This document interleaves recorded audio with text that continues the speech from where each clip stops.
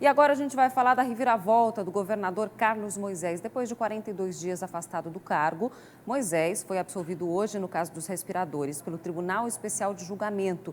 De volta ao comando de Santa Catarina, o governador concedeu uma coletiva no fim da tarde de hoje na Casa da Agronômica. E quem está lá agora ao vivo com a gente e vai conversar com a gente é a repórter Graziane Ubiali, para a gente saber qual é a análise que o governador fez, né? Em que tom que veio essa primeira fala do governador Carlos Moisés de volta ao governo de Santa Catarina. Grazi, boa noite. Boa noite para você, Bruna. Boa noite a todos que nos acompanham. Olha, foi uma fala bastante objetiva, mas o governador veio dizendo que está mais fortalecido com tudo isso que aconteceu. Afinal, foram 2 processos de impeachment, esse foi o segundo, e nos 2 ele foi absolvido, né? E também que ele está com mais vontade de fazer o Estado andar, com foco principalmente na saúde e na retomada da economia. Mas, claro, Bruna, ele fez uma análise do resultado do julgamento que aconteceu hoje, onde ele afirma ter sido corrigido um erro que foi cometido contra ele. Vamos acompanhar. Hoje é um dia histórico para Santa Catarina. Um dia em que um erro foi reparado. Um dia em que a verdade foi restabelecida pela segunda vez. Infelizmente, o mais prejudicado foi o estado de Santa Catarina.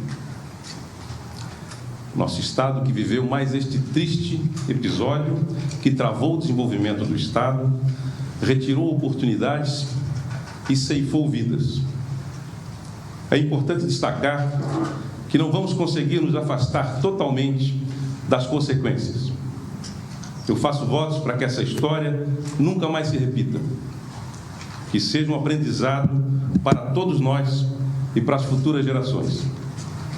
A decisão de hoje no processo de impeachment reitera as conclusões dos órgãos de controle e dos tribunais sobre a minha inocência e retidão.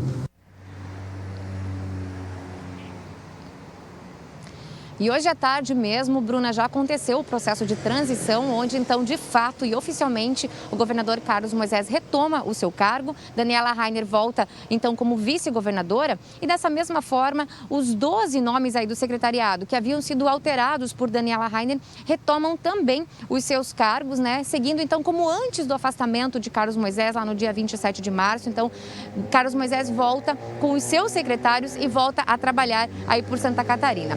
Mas antes de tudo isso, claro, vamos mostrar agora para vocês, porque nós acompanhamos como foi, então, esse processo de julgamento, né, que aconteceu hoje em Santa Catarina, aqui em Florianópolis, e que aí absolveu o governador, devolvendo a ele o cargo. Vamos assistir.